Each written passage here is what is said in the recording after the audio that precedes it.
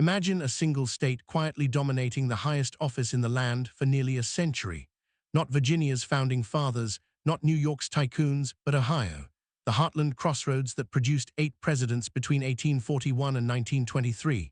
7 born on its soil, one who made it his home. From Civil War heroes to scandal-ridden figures, these men shaped America through war, Reconstruction, empire building, and corruption. Why did this modest Midwestern state become the ultimate presidential factory? What hidden forces of geography, ambition, and timing turned Ohio into the mother of presidents? The answer reveals more about America's rise than any single biography ever could. The beginning. Picture the early 1800s, vast wilderness west of the Appalachians, rivers carving paths through dense forests, and land hungry for settlers. Ohio Territory, born from the Northwest Ordinance of 1787, banned slavery north of the Ohio River and promised orderly statehood. When Ohio joined the Union as the 17th state in 1803, it was frontier, raw, and ready. Virginians, Pennsylvanians, New Englanders poured in, drawn by fertile soil, cheap land, and promise. William Henry Harrison arrived early. Born in Virginia in 1773, son of a Declaration signer, he moved west as a young officer. By 1799, he governed the Indiana Territory, but his heart stayed tied to the Ohio Valley. He built a home in North Bend near Cincinnati, raised a family, and rose as a military hero after Tippecanoe in 1811. When he ran for president in 1840 as the Whig candidate, his campaign leaned hard into frontier myth, log cabins, hard cider, Tippecanoe and Tyler too. At 67, he delivered the longest inaugural address in history on a freezing March day. Pneumonia claimed him 31 days later, the shortest presidency ever. But Ohio claimed him as its own, the first thread in a long presidential tapestry. The state grew fast. Canals linked Lake Erie to the Ohio River, railroads snaked across prairies, and Cincinnati boomed as Queen City of the West. Immigrants, Germans, Irish flooded in, building farms, factories, and communities. By mid-century, Ohio stood as a microcosm of America, agriculture in the West, industry in the East, moderate politics bridging North and South. The turning point. The Civil War shattered the nation and forged Ohio's destiny. No other Union state sent a higher percentage of men to fight, over 300,000 Buckeyes enlisted. 5 future presidents wore blue: Ulysses S. Grant, Rutherford B. Hayes, James A. Garfield, Benjamin Harrison, William McKinley. Grant, born in Point Pleasant in 1822, embodied the state's grit. A West Point graduate who failed at farming, he returned to Galena, Illinois, but Ohio roots ran deep. When war broke out, he rallied volunteers in Springfield, rose through victories at Fort Donelson and Shiloh, captured Vicksburg, and accepted Lee's surrender at Appomattox. His 1868 election as the 18th president marked Ohio's ascent. Grant's administration battled corruption, credit mobilia, whiskey ring, yet he preserved the Union and pushed Reconstruction forward. Hayes followed in 1876. Born in Delaware, Ohio, a Harvard-educated lawyer and wounded veteran, he served 3 terms as governor.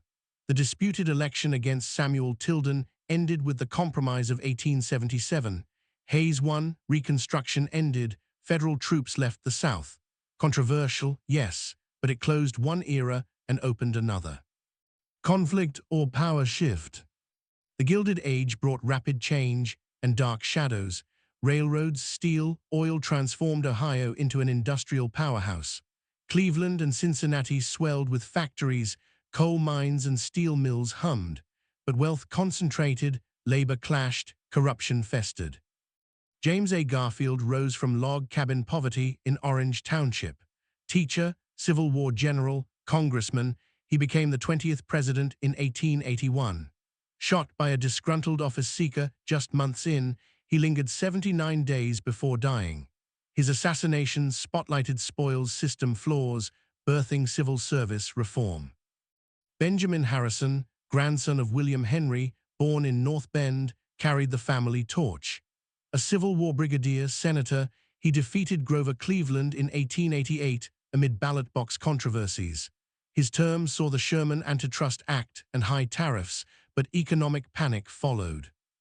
William McKinley from Niles built on that momentum. Civil War veteran, congressman, governor, he championed protectionism and gold standard. In 1896, he defeated William Jennings Bryan in a clash of industrial versus agrarian America. Victory in the Spanish-American War made the U.S. an empire. McKinley annexed Hawaii, Puerto Rico, Philippines. Assassinated in 1901 by an anarchist, his death elevated Theodore Roosevelt. These men weren't radicals. They were moderate, pragmatic, often veterans, qualities that appealed in a divided nation healing from civil war. Rise to power. Ohio's peak came with William Howard Taft and Warren G. Harding. Taft, born in Cincinnati in 1857, the only man to serve as both president and chief justice, rose through law and politics. Handpicked by Roosevelt as successor, he won in 1908, but split the Republican Party over tariffs and conservation. Defeated in 1912, he later led the Supreme Court. Harding, from Blooming Grove, promised a return to normalcy. After World War I, elected in 1920 in a landslide, his administration crumbled under Teapot Dome scandal and corruption. He died suddenly in 1923, leaving a tarnished legacy. Why Ohio? Geography placed it central, not too north, south, east, or west. It mirrored America's diversity: farms, factories, immigrants. Post-Civil War, Republican dominance favored Ohio's veterans and moderates. Party bosses nominated available men, likable, uncontroversial, electable. Once one succeeded, momentum built. Ohio became synonymous with winning. Modern impact. A century has passed since Harding, no Ohio-born president since, yet the state's influence endures. As a bellwether, Ohio often picks winners, missing only 2 elections since 1896. Its electoral votes remain crucial in tight races. Today, Ohio grapples with Rust Belt decline, opioid crisis, shifting demographics. Yet its presidential legacy reminds us of heartland power. Sites along the Ohio Presidential Trail, Grant's birthplace, Hayes's Spiegel Grove, Taft's Cincinnati home, draw visitors to ponder what forged these leaders. Closing reflection. Ohio's string of presidents wasn't luck. It was timing, geography, and a nation craving steady hands after chaos. From frontier outposts to industrial giants, the Buckeye State produced men who led through war, scandal, expansion for better and worse. In an era when power concentrates on coasts, Ohio's story whispers a truth: America's heart still beats in the middle. The next chapter, perhaps waiting in some small town, ready to rise again. After all, history has a way of circling back to the places that once defined it. What will Ohio teach us next? The prairies still hold the answer.